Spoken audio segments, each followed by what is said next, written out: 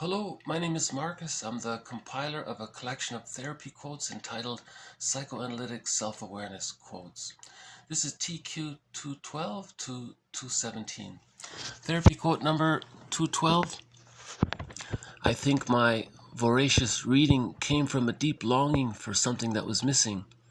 I was searching for someone, for my story, to not feel so alone. Okay, so he was searching for something. So he's searching for himself, for his story. Because remember, in trauma, narrative memory gets separated from emotional memory. So you want to bring the two together. So literature can help do that. Literature, they serve as interpretations to some aspect. But he's a voracious reading because a lot of books are written for defensive purposes. So I imagine he read something, it was defensive, so he's going to try again. And there's that dopamine. He's searching. Remember, dopamine is when you're searching for something, trying to find something. That excitement of that search, that's dopamine. So maybe a lot of these novels were avoided, so he kept trying again and again. But then, like Bergler says, real literature addresses who you really are, your real feelings. So he's searching for his story because you vicariously identify yourself with some of the characters in the stories. So you're learning about yourself through the characters. And he's reading to not feel alone. We find our humanness in our humanity. We find our humanness in our humanity. So he's learning about humanity through all of these stories. What are the patterns? What are his patterns? That's what we all have in common. We adopt patterns. 213. For the waking, there is one common world, but for those asleep, each one turns aside to his own privacy. So for the waking, there is one common world. So if the child is able to have a secure attachment style with his mom or his first primary caretaker, and he goes through the developmental phases of the separation individuation process. So there was healthy symbiosis, differentiation, practicing rapprochement, and then whole object relations, Ubuntu, the psychological worth of the self. So that's sort of the secure attachment style. So that's, all of those people share a common world, a reality, right? But for the rest, one survey says 50% of the people in North America only achieve a secure attachment style. The other half acquire an insecure attachment style. So that's what he means. For those of us who are not asleep, we're turning in our own privacy. We're still trying to face what happened, our traumas, and all that. Once more. For the waking, there is one common world, but for those asleep, each one turns aside to his own privacy. So for those asleep, so that's that dissociative quality of trauma. Symptom of trauma is having that kind of you feel like you're a bystander in a movie, watching a movie, and you're kind of separated. For those asleep, each one turns aside to his own unique occurrences. What was the existential net of his parents? What is his existential net? So there's that uniqueness of searching for our own story. But then, once he assimilates his memories and reaches whole object relations, he can join the waking where there's one common world, right? As expressed in 214. I come to explore the wreck. The words are purposes. The words are maps. I come to see the damage that was done and the treasures that prevail. So that's the healing journey right there in a nutshell in this poem. I come to explore the wreck. So that's moral agency. Take responsibility for our unconscious history, for our unconscious memories, for our childhood past. To take responsibility for our memories of our childhood past and how we adapted to our childhood.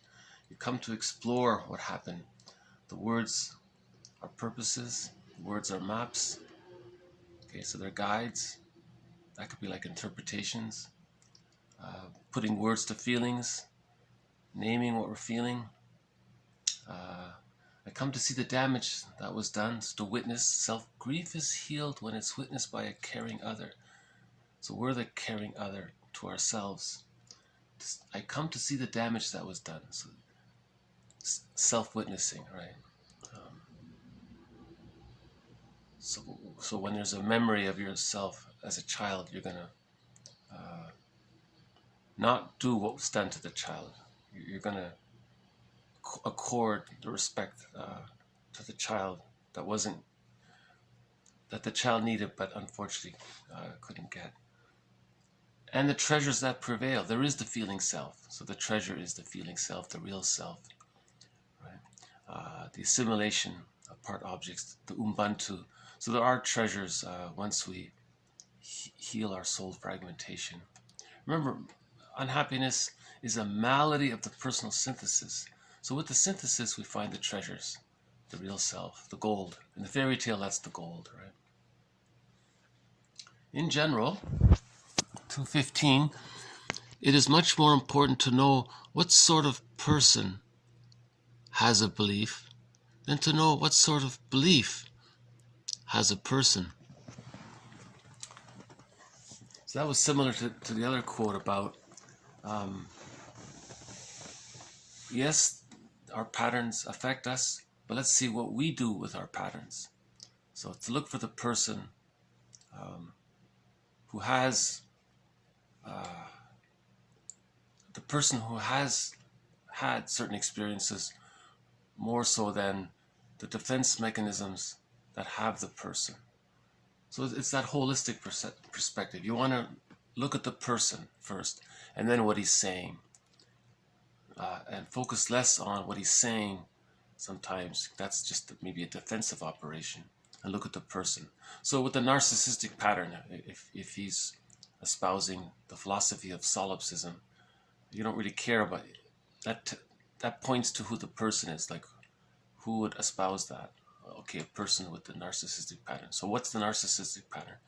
So you look at the person who acquired the philosophy as a defense mechanism. That's something Karen Horney would say, look at the whole person. The person has an issue. Don't just look at the issue. Don't just look at the symptom. Don't just try to fix the symptom. Fix the person and the symptom will go away, right? Heal the person and the symptom will go away. If you just get rid of the symptom, it might show up somewhere else in a different form. Right? 216. Mythology. The projection of a unified complex of psychic values into the roaring loom of time. So remember, someone said, mythology is true on the inside, not on the outside. But we create stories, mythological stories, to describe what was on the inside. So we're projecting a unified complex of psychic values. So these patterns, these unconscious, the way the psyche deals with trauma. And to talk about it, we represent it in mythological stories. Right? So you read a mythological story, all that drama with all the gods, that's a representation. They're personifications of what happened in childhood. Right? That's the theory. Same with fairy tales. Right? Into the roaring loom of time. Right? I think Goethe said that, right? So these are enduring. This is common for all humans, you see. So this is a kind of a universal trait. So we can all relate to mythology to some degree because all of us share a similar kind of experience inside, metaphorically represented in myths.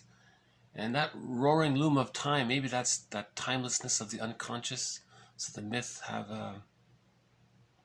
that enduring quality. I sometimes wonder, maybe myths are for the earlier traumas, and maybe fairy tales are for the traumas that take place later in life. I'm not sure. So from birth to say 6 months, the trauma there might be the myths. And then maybe from 2 to 3. So say from birth to 2, maybe that's mythology. And then from 2 to 3, those are fairy tales. I'm not sure. I'm just guessing. I'm just putting it out there as a thought to think about for the future. One more, 217. Mourning is a part of the spontaneous flow of the self. The best we can do is not disrupt it, but accept it as a process in which our evolving self is assimilating an experience of loss. So that really emphasizes the healthy aspect of mourning, that as we're assimilating the experience of the loss, accepting the ambivalence. Remember, splitting precludes mourning. So as you're assimilating, as you're recalling the unpleasant feelings and the pleasant feelings and the memories associated with them, bringing them together to see the person as a whole person, which is required for mourning. So you're assimilating the experience of loss, and that reflects your evolving self. So you're healing your healing self, your evolving self. Right. So mourning is a part of the spontaneous flow of the self. Remember what Heraclitus said? The soul is its own source of unfolding. So the soul, the psyche, it's flowing. It's trying to heal down there, right? It's trying to heal. And it's interesting, as you assimilate the loss, you're healing yourself as well. So forgiving the other builds yourself as well. There's a connection there. A previous quote said this: when you reach whole object relations of the other, you're reaching whole self relations. She said that it's hard to even distinguish the two sometimes, because they're so connected. In other words, the more you love and forgive another, by understanding them and searching for memories and looking for Ubuntu, as we explore the wreck. So as we explore the wreck, which may include understanding the existential net of our parents, we come to understand our existential net. And as we heal our perception toward forgiveness of the other, it corresponds to the self-healing in relation to it. It's hard to explain, but the theory is the two seem to go together. So I'll just do a zip through. I think my voracious reading came from a deep longing for something that was missing. I was searching for someone, for my story, to not feel so alone. For the waking, there is one common world, but for those asleep, each one turns aside to his own privacy. I come to explore the wreck. The words are purposes, the words are maps. I come to see the damage that was done and the treasures that prevail. It is much more important to know what sort of person has a belief than to know what sort of belief a person has. Or we can change that with symptom. It is much more important to know what symptom. It is much more important to know what sort of person has a symptom than to know what sort of symptom has a person. Mythology, the projection of a unified complex of psychic values into the roaring loom of time. Mourning is a part of the unconscious flow of the self.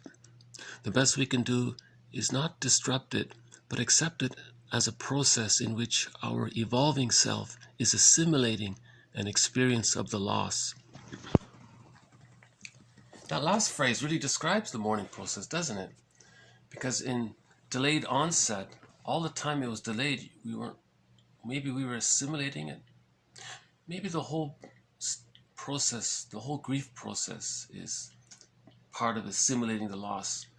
But if it gets delayed for such a long time, we can call that a complicated grief. Yesterday's video had one about complicated grief. But that's a good phrase, assimilating the experience of the loss. That's what our evolving self is doing. Our healing self is doing. So we're healing as we're assimilating. Assimilating the loss, we're healing ourselves. Recognizing the loss, we're healing ourselves. So there's the connection between the influence of complicated grief and the psychosomatic connection. So there's the psychosomatic connection right there, right? As we assimilate the loss, our healing self, we're healing by the assimilating of the loss. By healing, we're assimilating the loss. Because we're assimilating the loss, that activates our healing, our natural innate healing forces. And we're healing ourselves when we're healing.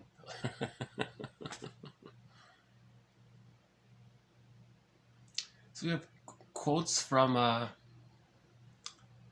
it's interesting, you know, Heraclitus is from several thousand, 2,000 to 3,000 years ago. And the movie quote was quite recent.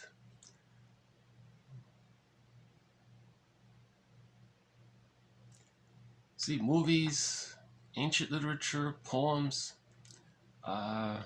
humanistic psychology, metaphor, the mythology, grief work, understanding the grief process. So this is all aspects of healing that soul fragmentation, right?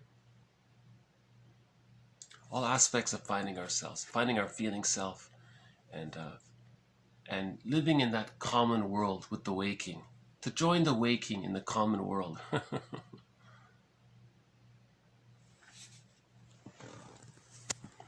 The second one, for the waking there is one common world, but for those asleep each one turns aside to his own misery.